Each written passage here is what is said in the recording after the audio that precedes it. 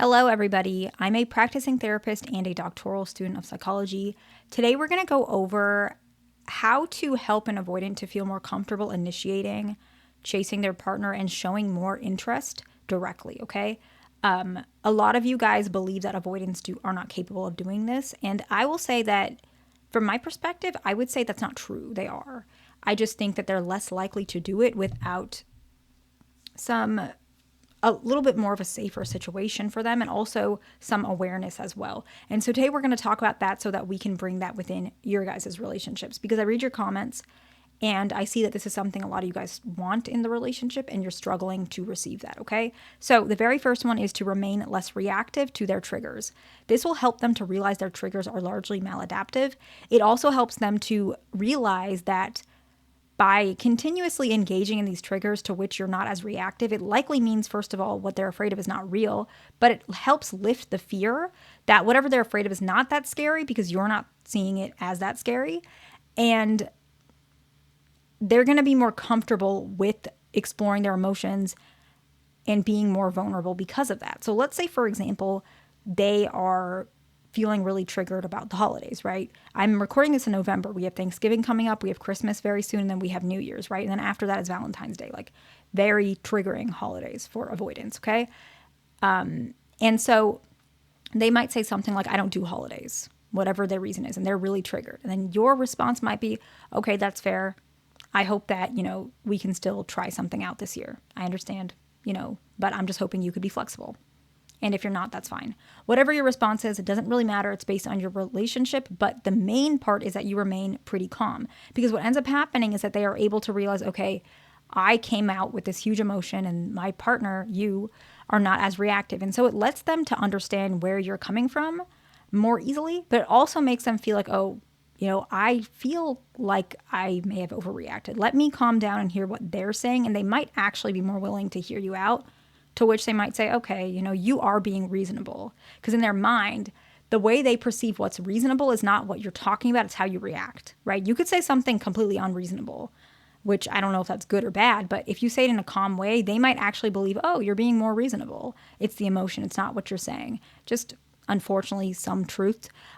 Please don't use that in a bad way, but you use it as you please. All I'm saying is that when you're being reasonable about something, they might not see it if you're what they might perceive reactive. And so you say it calmly, they might be more willing to lean in, okay? The next one is you want to encourage vulnerability, okay? Share something small and personal. That often invites them to reciprocate. However, what ends up happening is they might not know that that's the prompt. And so you might have to do it a little bit more. For example, let's say you say, my brother's really frustrating.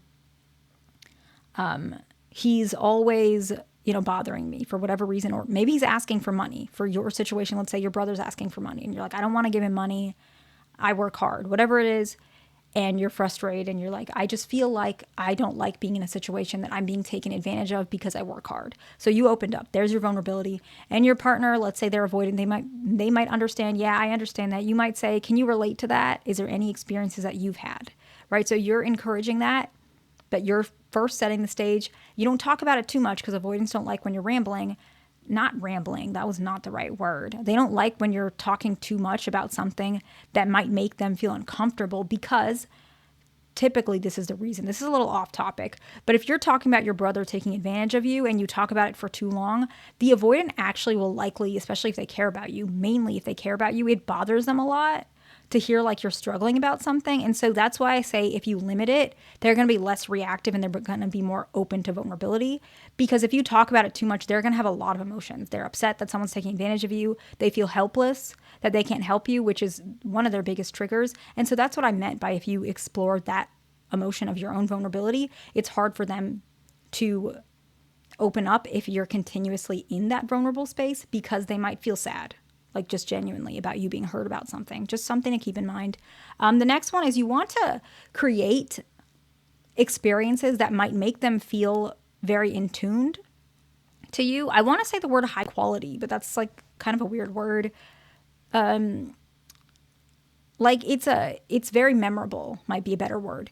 You might invite them to something fun and memorable, and it creates emotional bonding. And I would say very likely during this adventure or whatever you guys are doing, a thoughtful dinner, even a concert, whatever it is, that you don't want to always bring up the issues that you guys are having or the fights that you might be dealing with, right? You want to have good memories to break up all the negativity, because this really creates a relationship that's very strong. And why this helps with initiating is it helps them to maybe want to do these things more frequently. So they might initiate these things more because they're experiencing that, okay? The next one is you want to speak in more inviting statements. That's kind of a strange word. We're going to go with it instead of questions, okay? So instead of saying something like, oh, okay, let's say you're saying, what are we? Or are we in a relationship? Or what's the label of our relationship? That's a question, right? Instead, you might say, I really like how easy things feel between us. Spending time with you reminds me of what I like, right? So you're not asking for anything, you're inviting. And then at that point, that might prompt them a little bit, if that makes sense. It depends on the person, but it can be very helpful to create low pressure.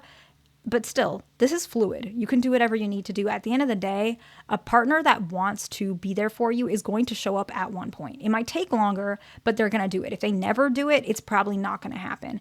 And well, that's obvious. But what I mean is if it's like taken like 3 years and they're not doing any of these things, it might be that you need to let certain things go, or they need to show up in a different way, whatever it may be. But at the end of the day, no matter what you do, a person who wants to be there, they're going to change at some point for you, okay? And for the relationship. You as well, right? The next one is you actually ask them to initiate more and give them space to do so. This one I should have put this one first, because this one is almost surefire.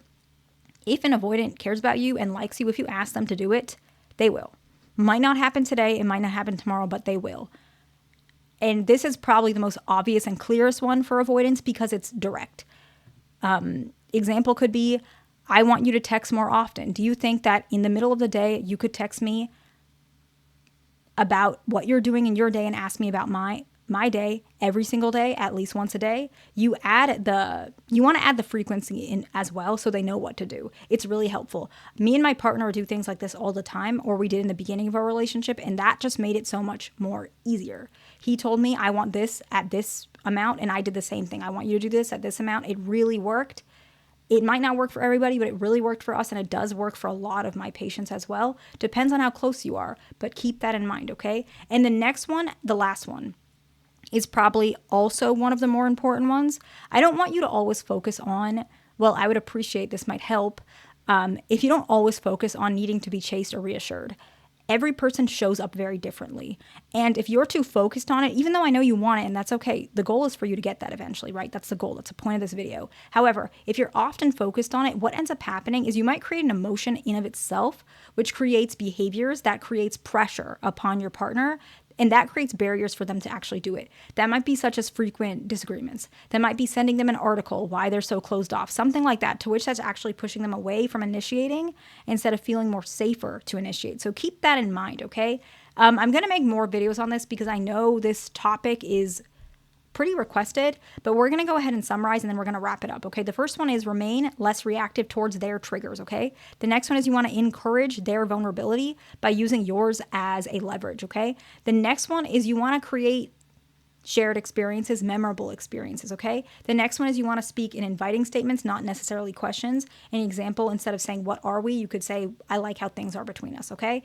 The next one is you want to ask them literally to initiate more and give them space to do so in their time. And the very last one is you don't want to focus too much on being chased or being reassured about them chasing you, because this emotion in of itself can create behaviors that creates barriers, okay?